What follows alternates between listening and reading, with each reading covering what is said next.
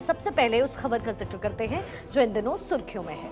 देश में इन दिनों सबसे ज्यादा चर्चा है लोकसभा चुनाव 2024 की। सिर्फ सियासी दल ही नहीं बल्कि चौक चौराहों पर भी चुनावी बातें शुरू हो गई है। बीजेपी पूरी कोशिश में है कि मोदी हैट्रिक लगाए, तो वहीं कांग्रेस की कोशिश कि इंडिया अलायंस कामयाब हो जाए। लेकिन इंडिया गठबंधन में सब कुछ फिलहाल ठीक नहीं चल रहा। ऐसा नहीं है कि गठबंधन के सहयोगी दलों के अंदर ही रस्साकशी है या फिर नूरा कुश्ती है और अपने अपने दावों को मजबूत बताने का सिलसिला इस वक्त चल रहा है। अखिलेश कह चुके हैं कि हम सीटें मांगेंगे नहीं और बांटेंगे। इसके साथ ही राहुल गांधी ने कहा कि 5 राज्यों के परिणाम आने के बाद ही सीट शेयरिंग हो पाएगी। यानी कुल मिलाकर सीट शेयरिंग पर ही सियासी दल एकमत नहीं नजर आ रहे हैं। और अब यूपी में कुछ ऐसा हो रहा है तो सपा, कांग्रेस और आरएलडी तीनों दलों के बीच दूरियां पैदा करने वाला है। क्या कुछ हो रहा है वहां वो आपको बताएंगे, लेकिन उससे पहले कुछ अहम सवाल इस वक्त खड़े होते हैं इस गठबंधन को लेकर। गठबंधन धर्म को नहीं निभा रही है क्या कांग्रेस? ये एक बहुत अहम सवाल कांग्रेस से है, क्योंकि हमेशा सेंटर ऑफ एक्शन में कांग्रेस रहती है। इसके साथ ही दूसरा अहम सवाल कि सीट शेयरिंग पर कांग्रेस का रुख आखिर अभी तक साफ क्यों नहीं हुआ? यूपी में कांग्रेस ज्यादा सीटें आखिर क्यों मांग रही है? 80 सीटों पर तैयारी की बात आखिर क्यों अजय राय कर रहे हैं? और क्या उत्तर प्रदेश में कांग्रेस इंडिया से अलग हो जाएगी? तो ये सारे अहम सवाल हैं जिसका परिणाम 2024 से पूरी तरीके से जुड़ा हुआ है। इन तमाम सवालों का जिक्र हमने क्यों किया, या ये सवाल अचानक आज क्यों यहाँ सामने आया? दरअसल उत्तर प्रदेश में बीते 15 दिनों के भीतर जो कुछ हुआ है वो ये बताता है कि उत्तर प्रदेश में कांग्रेस कम से कम 20 लोकसभा सीटें अपने हिस्से में चाहती है, क्योंकि 2009 में कांग्रेस 21 सीटों पर जीत दर्ज करने में कामयाब रही।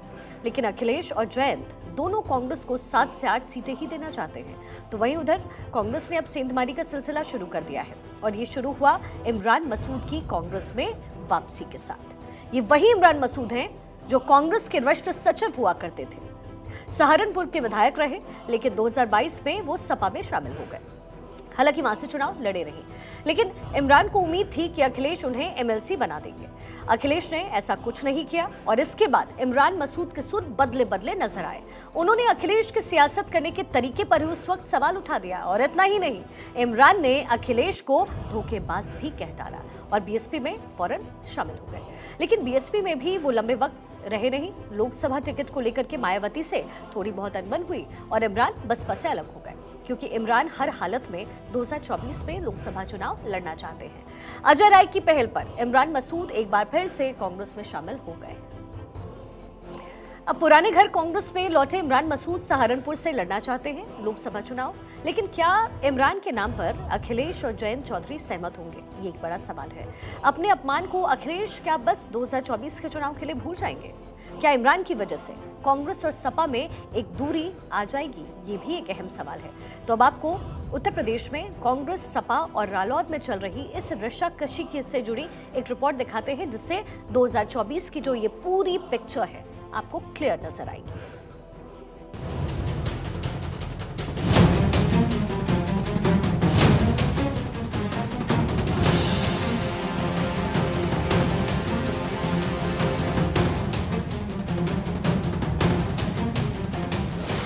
कांग्रेस करा रही टूट, इंडिया में पड़ेगी फूट।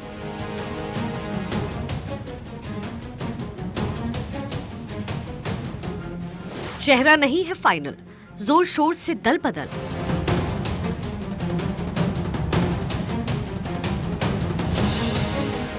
पहले इमरान फिर हमीद, सेंधमारी कितनी ठीक।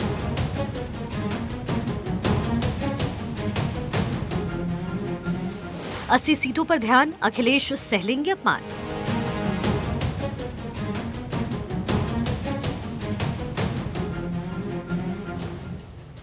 क्या इमरान मसूद के शब्दों को छोटे नेताजी यानी अखिलेश यादव भूल जाएंगे? क्या कांग्रेस में वापसी कर चुके इमरान मसूद को गठबंधन में अखिलेश सहारनपुर की सीट दे देंगे? ये फिलहाल संभव तो नहीं लगता, क्योंकि इमरान मसूद वही नेता हैं जिन्होंने अखिलेश की स्टाइल ऑफ पॉलिटिक्स पर सवाल खड़े किए थे। और अब कांग्रेस दमदारी से इमरान मसूद को पश्चिमी यूपी में मुस्लिम नेता के तौर पर प्रोजेक्ट कर रही है। यानी कांग्रेस और सपा के बीच इमरान की वजह से दूरियां आनी तय है। तो उधर जयंत चौधरी की पार्टी में भी कांग्रेस ने सेंधमारी कर दी है।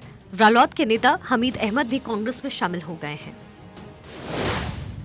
पूर्व मंत्री कोकब हमीद के बेटे हैं हमीद अहमद। बागपत से 5 बार विधायक रहे हैं कौकब हमीद। आरएलडी के राष्ट्रीय सचिव थे हमीद अहमद। 2017 में बीएसपी के टिकट पर बागपत से लड़े लेकिन हारे। 2022 में आरएलडी के टिकट पर बागपत से लड़े लेकिन हारे। जयंत चौधरी बागपत से खास लगाव रखते हैं, ऐसे में बागपत सीट छोड़ना उनके लिए मुश्किल है। पश्चिमी यूपी में 2 मुस्लिम नेताओं की एंट्री से कांग्रेस भले ही खुश हो रही हो, लेकिन सपा और रालोद दोनों के लिए ये खबर बेचैनी से भरी दिख रही है। Bureau report, Bharat 24।